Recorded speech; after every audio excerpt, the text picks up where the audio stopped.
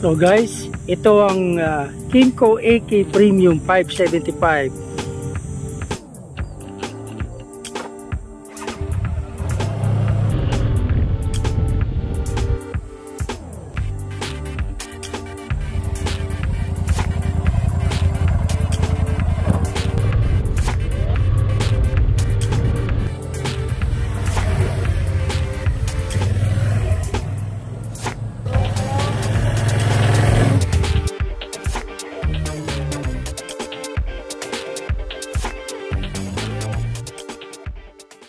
Yan.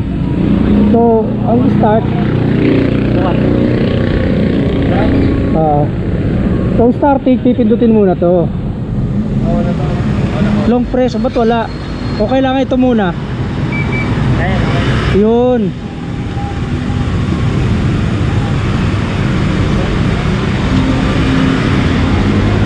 So tama ba sir? Pipi, ito ang ano? Ito naman po. Oh. Yan, pipindutin lang. Yan, hindi nang off. Wala nang ano dito, yung mga long press. Ah, mas madali pala ito. Mas madali malakaw to. Ayun, maraming ano yun, maraming requisitos. Ay, nakanin side mirror.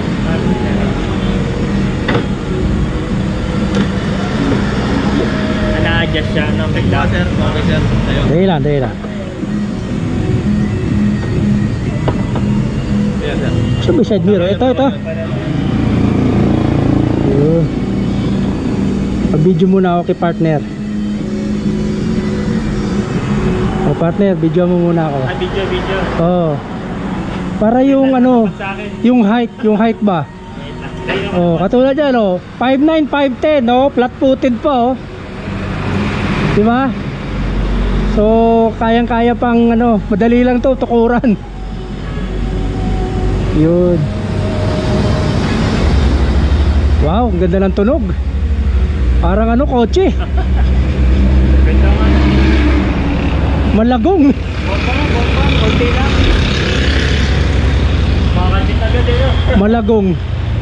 Ingat ka, Brad. Oo. 575. Recording. Sige. Malakas yan. Siyempre, expected na sa 500cc yun.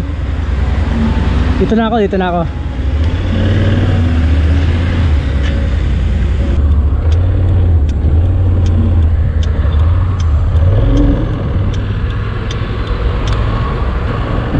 Alright. So guys,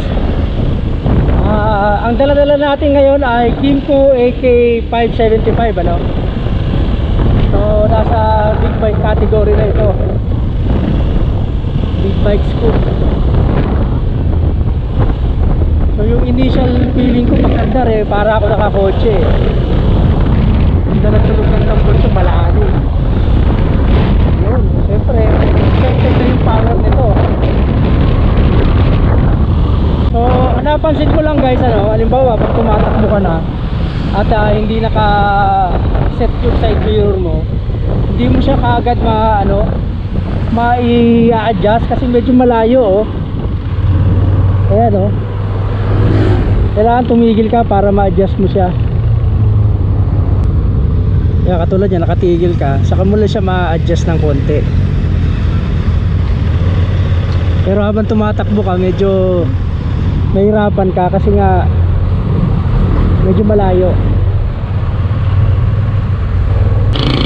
So punta tayo dito sa Greenfield Subdivision. Dito tayo mag test ride.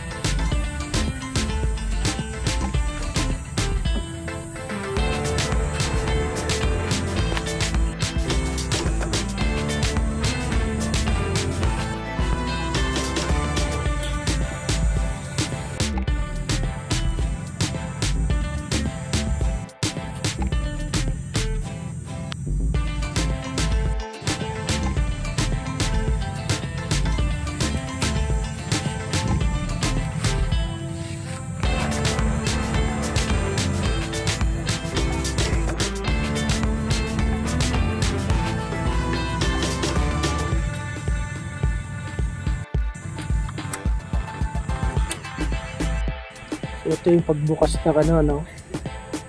Ito yung sa fuel. Ito yung sa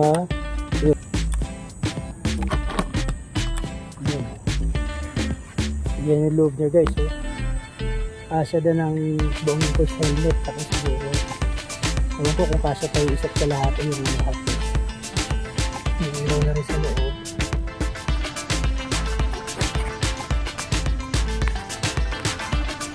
Ang itsura niya. Ito yung kabukas. Pero hindi ano yan dito para lock to. Para hindi babagsak agad. So guys, ito ang Kymco AK Premium 575 from Kymco.